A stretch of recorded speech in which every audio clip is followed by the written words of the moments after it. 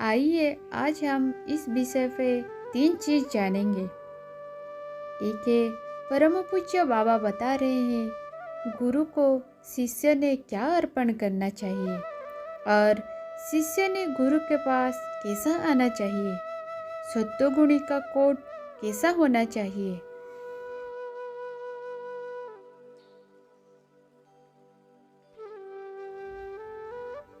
आनंद कथा आचार्य नगीना दादा द्वारा लिखित।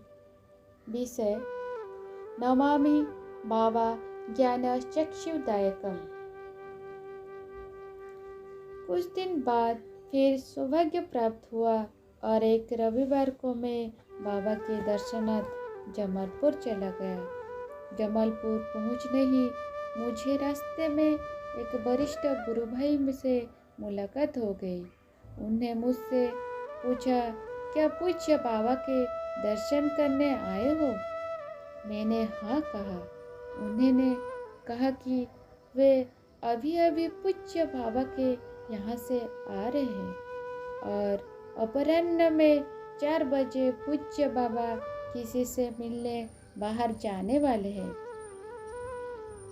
इसीलिए यदि पूज्य बाबा से मिलना है तो सीधी वही चले जाओ, नहीं तो अगर पूज्य बाबा बाहर निकल गए तो फिर मिल ना सकोगे और रात में रुकना पड़ जाएगा। क्योंकि जाड़े का मौसम था और मैं रुकने के लिए आवश्यक सामान लेकर नहीं आया था। और तो मैंने उनसे आग्रह किया कि क्या इतना समय भी नहीं मिलेगा कि मैं कपड़े बदल लूं? क्या कि उस समय मैं पाश्चात्य देशीय लिबास में था और इससे पहले से सदा भारतीय लिबास में ही बाबा के सामने उपस्थित हुआ।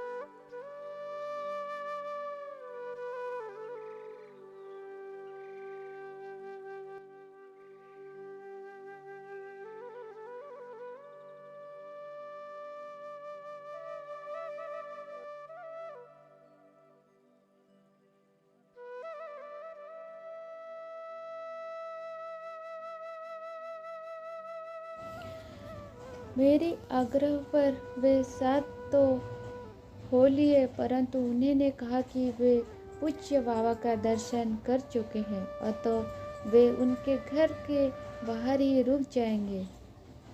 मैंने चाहा कि स्टेशन की तरफ से होते हुए जाऊं, जिसमें कि बाबा के लिए कुछ फल ले लूं। उन्होंने जानना चाहा कि मैं स्टेशन की तरफ से क्या जाना चाहता हूँ। वह रास्ता तो लंबा पड़ेगा। मैंने कहा कुछ फल ले लूँ। इस पर उन्होंने कहा फल उधर से लौट कर लेना। मैंने कहा कि लौट कर फल किसके लिए लूँगा? तो उन्होंने पूछा, क्या पूज्य बाबा के लिए फल लेना चाहते हो? मैंने कहा हाँ। फिर क्या था, मेरे वरिष्ठ गुरु भाई ने आओ देखो ना ताओ और मुझसे कहा गाड़ी रोक। मैंने गाड़ी रोक दी और वो झट उतरकर बाहर हो गए और कहने लगे, अगर बाबा के लिए फल लेना चाहते हो तो तुम अकेले जाओ, परंतु इतना जान लो कि आज जो वहाँ से निकाल दिया जाएगा तो फिर कभी उनके मकान की सीढ़ियों नहीं चढ़ सकोगे।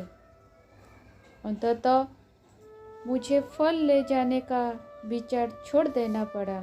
फिर मेरे आग्रह पर मेरे वरिष्ठ गुरु भाई गाड़ी में बैठे और साथ साथ बाबा के निवास तक गए। वहाँ वे गाड़ी में बैठे रहे और मैं पूज्य बाबा के दर्शनार्थ बाबा की बैठक में गया। परम पूज्य बाबा का दर्शन और चरण स्पर्श दोनों मिला और मैं कृत हो गया। कुछ व्यक्तिगत साधना संबंधी बातों के बाद मैंने बाबा से पूछ दिया, बाबा आज मैं यहाँ आने से पहले आपके लिए कुछ फल खरीद कर लाना चाहता था, तो मेरे वरिष्ठ गुरु भाई ने मुझे रोक दिया और कहा आप उसे पसंद नहीं करेंगे और सदा के लिए मेरे यहाँ आने पर रोक लगा देंगे। फिर मैंने अपनी ओर से कहा, बाबा यह तो परंपरा से होता आया है कि गुरु देवता और राजा के यहाँ खाली हाथ नहीं जाया जाता, और कुछ नहीं तो पत्रम पुष्पम फलम तोयम ही सही ले अवश्य जाना चाहिए।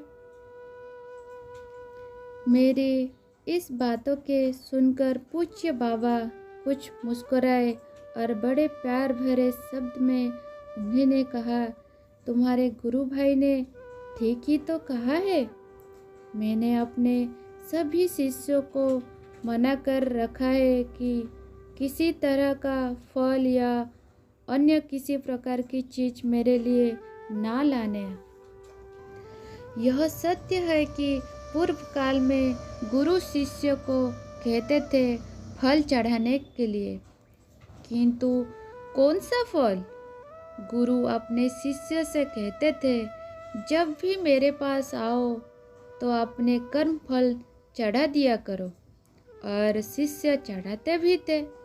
किंतु समय के फेर से गुरुओं की गुरुता समाप्त होती गई और धीरे धीरे कर्म फल के बदले शिष्य लोग स्थूल मीठा और रसादार फल चढ़ाने लगे। अब तो फल चढ़ाना मात्र एक शिष्टाचार बनकर रह गया है। तुम भी जब चाहो अपना कर्म फल चढ़ा सकते हो। दूसरी बात यह है कि तुम्हारे कुछ गुरु भाई ऐसे भी हैं जिनकी आर्थिक स्थिति अच्छी नहीं। अगर मैं तुम्हारे लिए हुए फल को ले लूँ तो तुम्हारा अभावग्रस्त भाई भी तुम्हारे देखा देखी फल लेने का प्रयास करेंगे। निश्चय ही उनकी कठिनाई होगी तथा हर तरह से अपनी ज़रूरत में कटौती करके ही मेरे लिए कुछ फल ला सकेंगे। अगर मैं उनका फल नहीं लेता हूँ तो शिष्य में भेदभाव पैदा करना होगा, और उनके अभाव को जानते हुए अगर लेता हूँ तो क्या यह खून चूसने का काम नहीं होगा? क्या तुम चाहते हो कि बाबा अपने शिष्य के बीच भेदभाव पैदा करे? मैं निरुत्तर हो गया। मेरे पास कोई शब्द नहीं था कि आगे कुछ कह सकूं। फिर पूज्य बाबा ने कहा, नगीना, शिष्य गुरु को क्या दे सकता है? उसको जो जरूरत हो गुरु से मांग लो। फिर भी मैंने कहा, बाबा कभी कभी अच्छी चीज को देखकर मन में भाव उठता है कि इस वस्तु को बाबा के लिए ले जाओ, तो ऐसी हालत में क्या करूं? पूज्य बाबा ने कहा, वैसी हालत में उस वस्तु को वहीं से मुझे अर्पण कर दो।